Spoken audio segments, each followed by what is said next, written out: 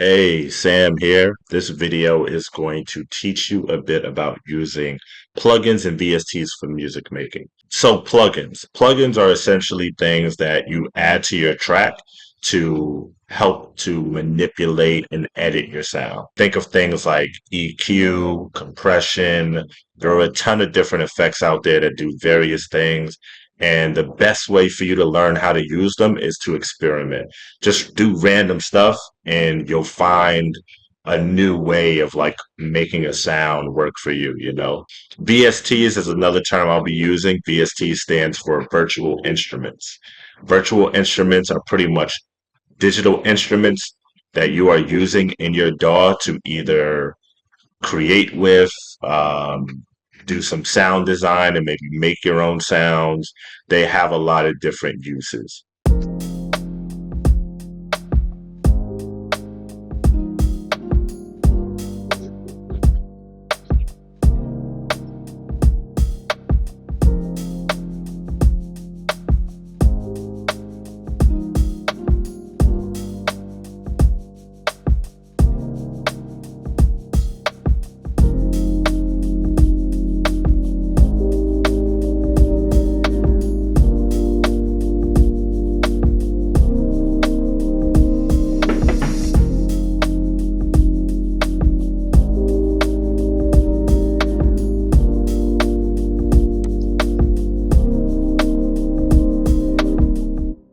So what's on your screen now is my mixer. My mixer is where I am adding all of the individual sounds, instruments, sound effects, whatever it is.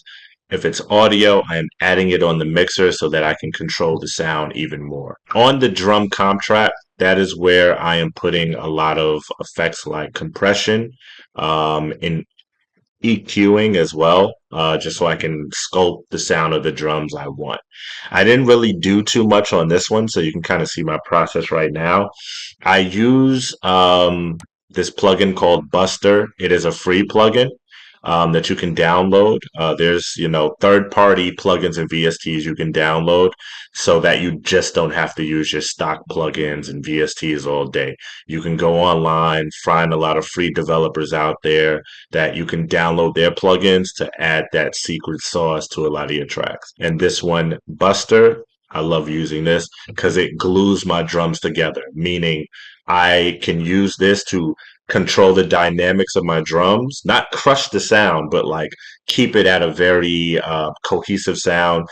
I always keep my attack to like 10, a very fast release, not too much compression, so I keep the ratio at like 2, and then I play around with the threshold. The threshold part, I always monitor if it is between 0 and 4, so kind of like 2 and 3, that is where I'm aiming for. I'm looking for light compression, meaning I only want to reduce the signal by at least -2 to 3 dB. Next, I use another free plugin called Merica.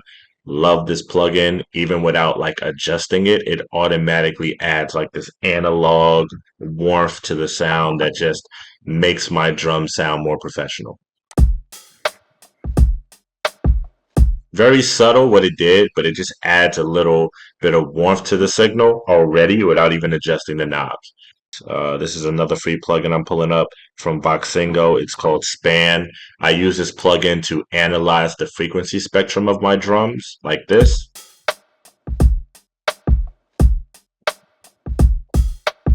I look for areas that I want to like add to. I was looking between the 100 and 200 hertz, kind of want my drums to knock a little bit more, but not let it be so muddy. So let's use Merica to target that frequency range. So this one can only select 100 hertz and 200 hertz. There are some other plugins you could use to like really target that certain area and raise that up, but I'm fine with just bumping up the 100 hertz, and I'm gonna bump it up. A lot of things you want to do, you should be subtle. Unless you are looking for a more aggressive approach, you can just experiment and try stuff out. So it's like just subtle things that you're looking for in the sound. You want to use your ears. Music making isn't about your eyes, so definitely use your ears, play with things, and see how it's affecting the sound. Okay, so that is how I affect my drums. I also love using plugins that have presets built in because it allows me to just hear like what they have already assigned in the plugin for me to use. And then if I want to experiment and adjust things, I can. And it's also a good way to learn like what does this plugin do? How can I use it in my music? Cool. Let's hear it with everything.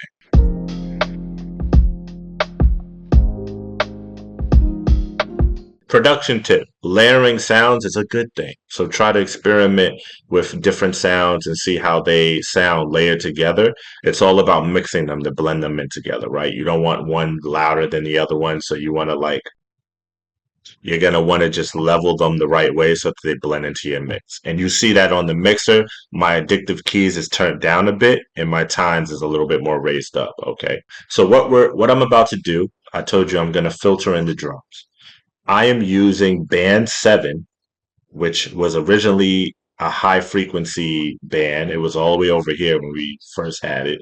And I am going to bring it all the way to the left so it cuts out a lot of the high frequencies and it's going to roll in and bring those high frequencies back out. All right, let's do it. Let's check it out.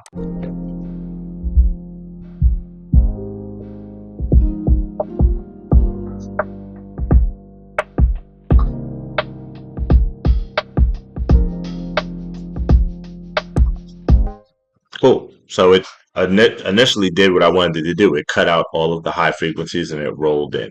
And that is how I use plugins and VSTs to make music, you know. Yeah, if you have any questions, feel free to chat with me at camp or hit me up in the Discord. Peace, y'all.